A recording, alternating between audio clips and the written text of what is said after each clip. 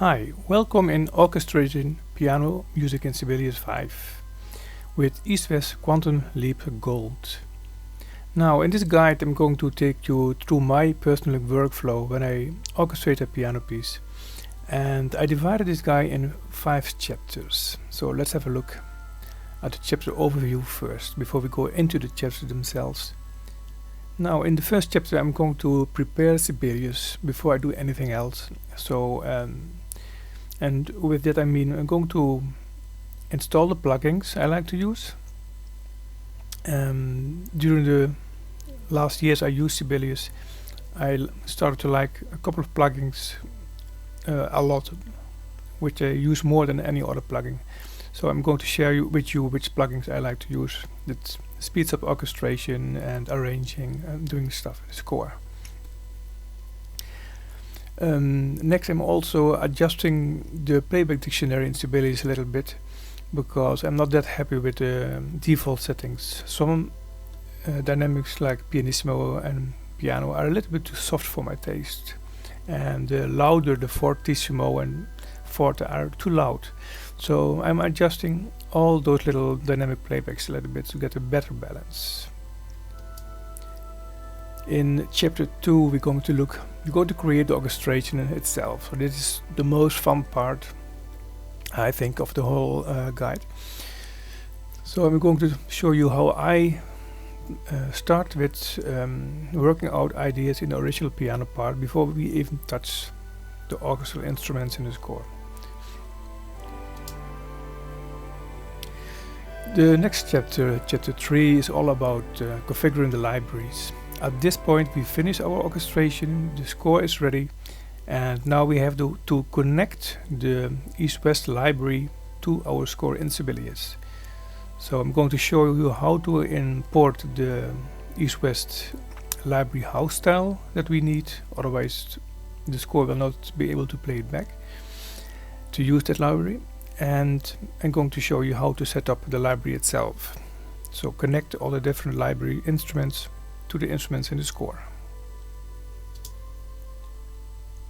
In the 4th chapter we're going to look at articulations and slurs. So the Sibelius will play back the score at this point, of course, but sometimes you will hear that it plays back some articulations and slurs not really the way you imagined it in your score. But luckily we have a lot of freedom to adjust these things. So in chapter 4 I'm going to show you how to do this. In chapter 5, the last chapter in this guide, we're quitting Sibelius and we take all our musical material into Logic 10. So from here we're going to mix and master and work with all the exported audio files.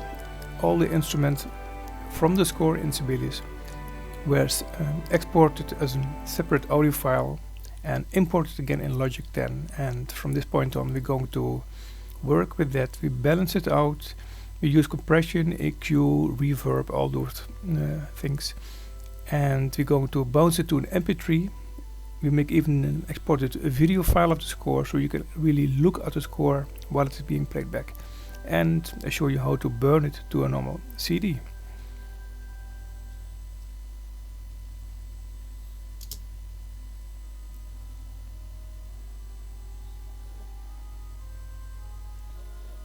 Okay, here we are in chapter 1.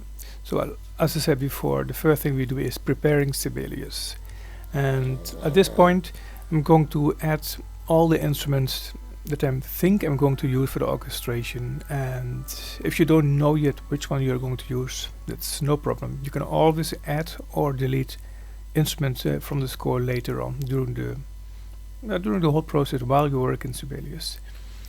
But even more important at this moment is we're going to add grand staves for every orchestral sections to the score, because the first thing we do is we take our ideas that we're going to add later on in the piano part and we bring them over to the orchestral sections, so the grand staves, and not yet in individual staves. So this is the first thing we're going to do when we prepare Sibelius.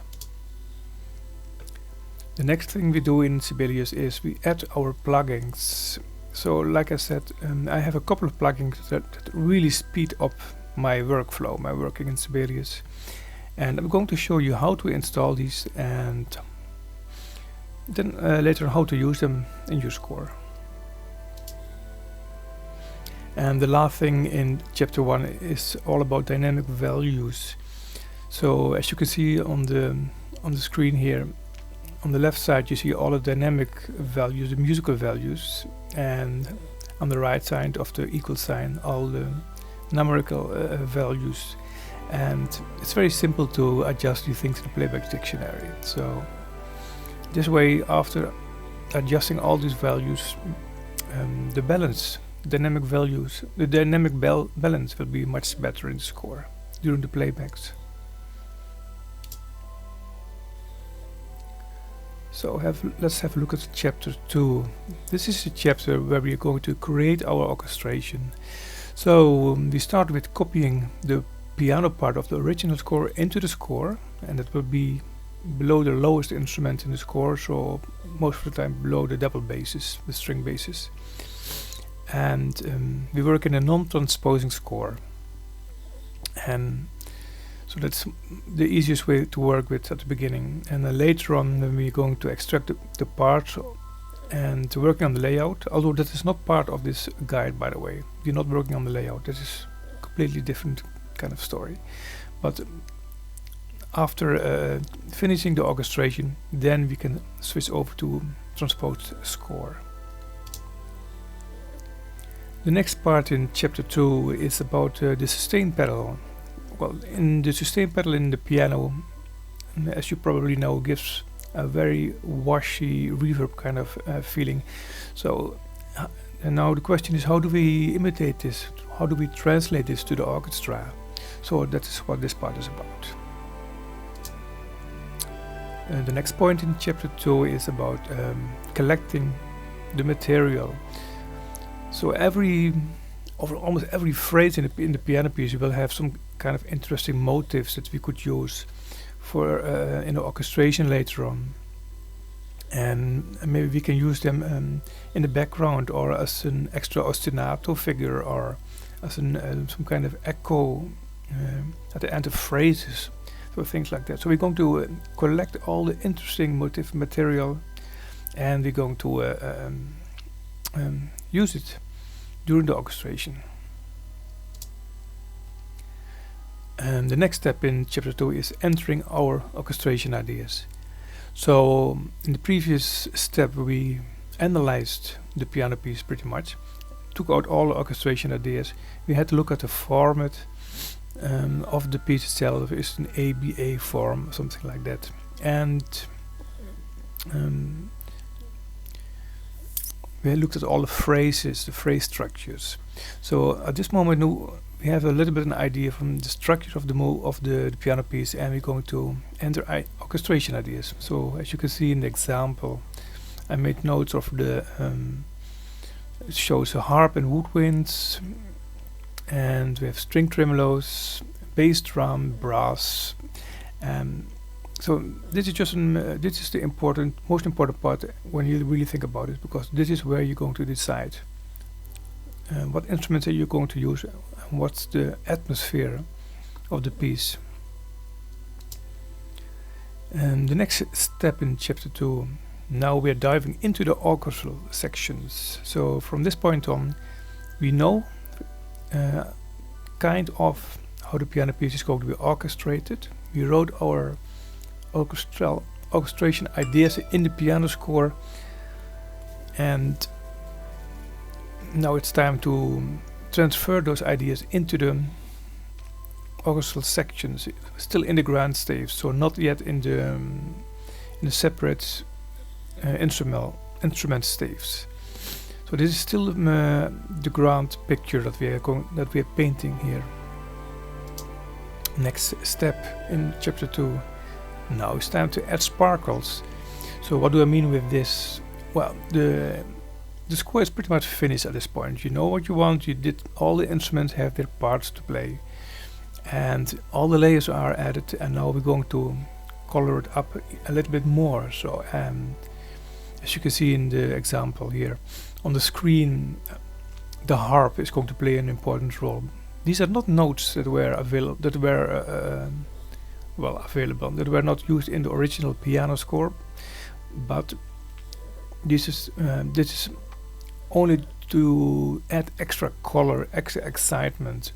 And I'm thinking about bass drum rolls, different kind of percussion colors like tambourines, wood block, so that kind of instruments. So this is pure for to bring the full score that is already complete to a next level. Now let's have a look at chapter 3, configuring the libraries. So this is where we're going to connect our sound library, the East-West sound library, to the score inside Sibelius. And before Sibelius is able to communicate with the sound library, we have to install the house style. Now this is a little device, a little extra, what do you call the house style? That's specially written for this East-West library to function together with Sibelius. So without this house style, you will not be able to use East-West library in Sibelius. So this is a very important part. So I'm going to show you how to do this. Now after this house style is imported, the East-West library will show up in the playback devices in Sibelius. So now it's really easy to assign the instruments. We're going to make all the separate kind of separate devices, as you can see on the screen on the second picture. So we're going to make separate devices for only the woodwinds, the brass, percussion and section. Now chapter 4. This is where we're going to adjust our articulations and dynamics and slurs in the score, but using the playback of the East-West library.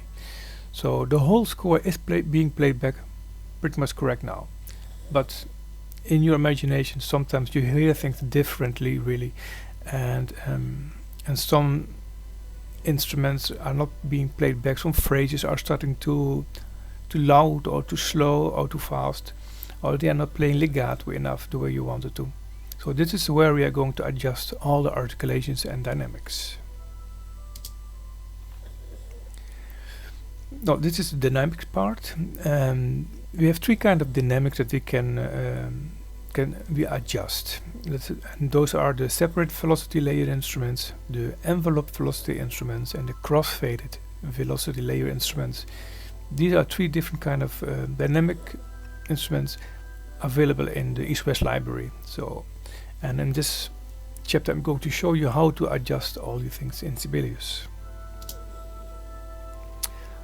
And the last chapter, chapter 5, the biggest part of the work is done. The work is done now, and it wouldn't surprise me if this will have taken you like 4 or 5 months to finish.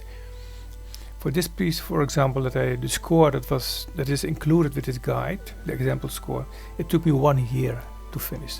But then we are talking about 7 pieces, so that's a lot of work. So from here we are exiting Sibelius, and we continue to work in Logic 10. We start first with exporting all the separate instrument staves from the score as an audio file from Sibelius. And we open Logic 10 and importing all those audio files separately, each on their own track. And now it's easier.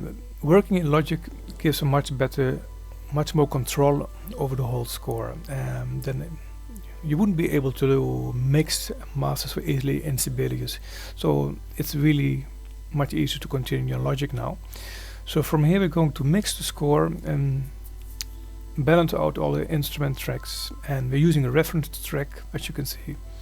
I'm using the reference track of ET in this guide, but I'm giving a lot of examples. I believe I give 12 different reference tracks as an example, so there's a lot to choose from. So the next step in the mixing and bouncing is We're going to use high-pass filters to take off all the low rumbling, not used frequencies for every instrument, and that will free up the lower space, the lower frequencies. And we're going to apply compression, and we're going to use reverb. So let's see how we're going to use this. Now, at this point, we're pretty much finished. Everything is ready. So now it's a matter of exporting, bouncing it, burning it to CD. And one of the nice things in Sibelius 7 and higher is that you can export the score as a live video that shows the score while it's being played back, and you hear all the instruments. It's really a beautiful side of Sibelius 7.5. So I took in Sibelius 5, I exported the video, and now in Logic 10 I exported the score as a live video and used the mixed audio version that we finished in Logic 10. So it's not going to be a video that still has this exported bounce from Sibelius. No, this is really the complete remixed audio sound. The last part of this whole process is we're going to bounce to an MP3, and after that we burn it to CD. And that's pretty much the whole process of this guide. So dive in the guide itself, and you can read on the separate pages on this website above.